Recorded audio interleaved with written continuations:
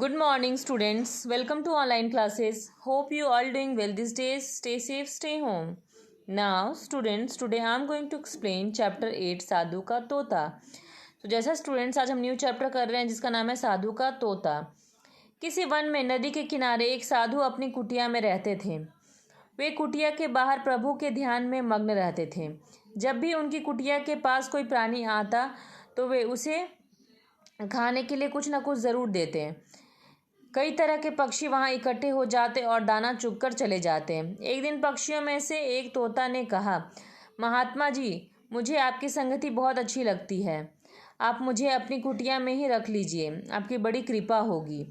महात्मा जी का दिल भी तो उदार था. उन्होंने उस तोते को अपने पास रख लिया. वह तोता बहुत बुद्धिमान था. महात्मा जी उसे जो कुछ सिखाते वह शीघ्र ही सीख जाता था.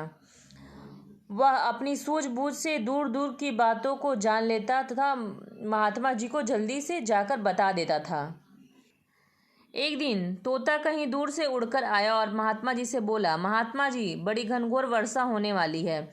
नदी में बाढ़ आएगी और आपकी कुटिया बह जाएगी, इसलिए आप किसी सुरक्षित स्थान पर चले जाएं. साधु तोते की बात सुनकर दंग रह गए. पूछने लगा, क्या तुम सत्य वचन बोल रहे हो? तोता बोला, महाराज जी, बिल्कुल सच कह रहा हूँ. शीघ्र ही आंधी और वर्षा आने वाली है. महात्मा जी तोते की बात मानकर पास के गांव की धर्मशाला में चले गए. कुछ ही समय बाद तेज आंधी और वर्षा एक साथ आई.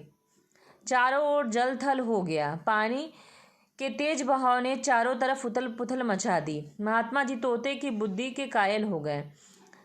अब उन्हें अपने तोते की बुद्धि पर अभिमान हो गया. वे सभी लोगों से उसकी बुद्धि की प्रशंसा करने लगे. इस प्रकार वे होने वाली घटनाओं की जानकारी देकर लोगों से तोते की बुद्धि के बल पर खूब पैसा कमाने लगे. प्रभु की भक्ति तो अब उनसे छूट ही गई.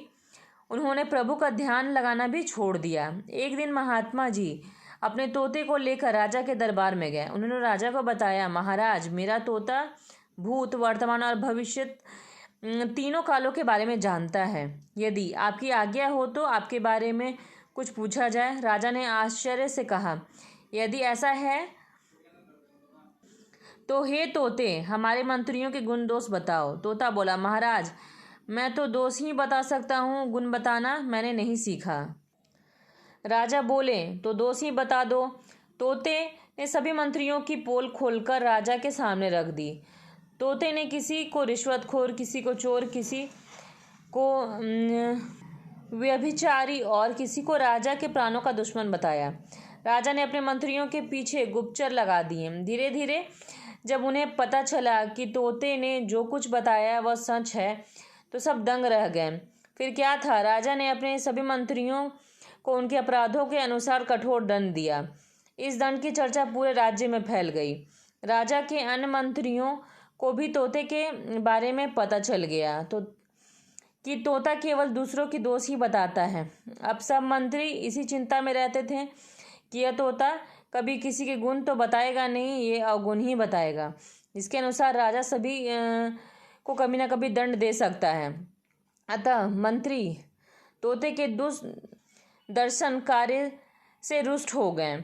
उन्होंने किसी व्यक्ति को धन का लोभ लालच देकर उस तोते की हत्या करवा दी. महात्मा ने जब देखा कि उनका प्यारा तोता प्राण खो चुका है तो वे बहुत दुखी होकर बोले, यह तोता दूसरों के दोष ही नहीं गुण भी देखता तो इसकी यह दुर्दशा नहीं होती. अतः दूसरों के दोष देखते रहना एक बहुत बड़ी अवगुण है. गुण और दोष सब में होते हैं. हमें दूसरों के केवल दोष नहीं देखकर उनके गुणों को भी देखना चाहिए. स्टूडेंट्स, जैसा कि आज हमने पूरे चैप्टर को कंप्लीट किया. Thank you and have a nice day.